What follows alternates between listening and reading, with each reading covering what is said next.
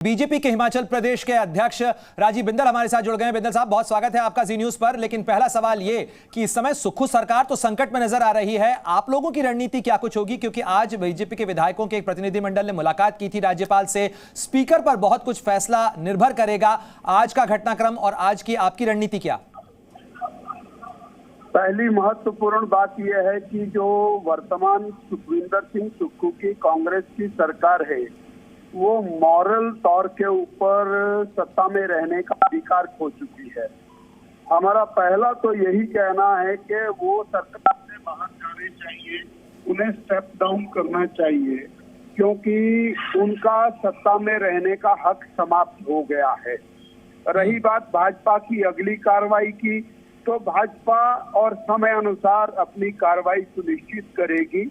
अभी बिंदल साहब, अब विधानसभा में आज वित्त विधेयक पारित होना है, आप लोगों की तरफ से मांग की जा रही है कि इसके ऊपर मत विभाजन हो। जाहिर तौर पर अगर मत विभाजन होता है, पहले लिख करके दे दिया है और मत विभाजन होना चाहिए, लोकतंत्र की मांग है। पर राजीव साहब, आप लोगों को इस बात की आशंका क्यों है कि स्पीकर जो हैं वो बीजेपी विधायकों के खिलाफ कार्रवाई कर सकते हैं? पिछले कल कार्रवाई की बात नहीं है, पिछले कल भी उन्होंने सीधा जो मेजॉरिटी पक्ष है उसको माइनॉरिटी बना करके डिसीजन दिया और हाँ की हाँ में रही प्रस्ताव स्वीकार। इस प्रकार से उन्होंने कट मोशन को जो अप्रूव किया वो गलत था, 100% गलत था, और इसीलिए गवर्नर महोदय को मिलना हुआ और इसीलिए उनको पत्र दिया कि हमको आप वोटिंग कराइए। बिंदल साहब, क्या बीजेपी जो है वैकल्पिक सरकार बनाने की तैयारी भी कर रही है? ये तो वक्त बताएगा जी।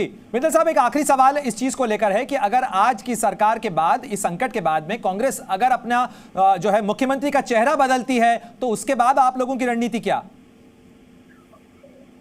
स्थिति ऐसी हो चुकी है, ए बनाओ, बी बनाओ, सी बनाओ।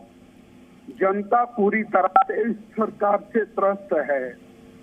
जिन वायदों, जिन विषयों को लेकर के ये सत्ता में आए थे, उससे विपरीत काम करते हुए और जनमानस को परेशान करने का काम किया है।